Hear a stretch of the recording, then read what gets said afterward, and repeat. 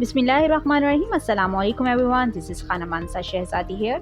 Welcome to STEAM Education. Dear teachers and students, we are reading BZB Mathematics Prep class, and in this video we are going to learn about heavy and light. Students learning outcome. Differentiate between heavy and light.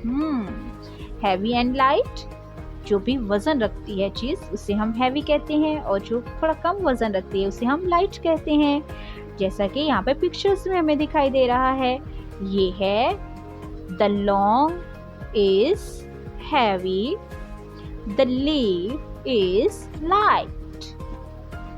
Hands on, tick the heavy and cross the light object. यहाँ पर हमें एक एक box में दो pictures दिखाई दे रही हैं। हम इन दोनों को गौर से देखेंगे। इसमें से हैवी कौन सा है? यस, ये हैवी है, इस पर हम टिक लगाएंगे, और ये लाइट है, इस पर हम क्रॉस लगाएंगे।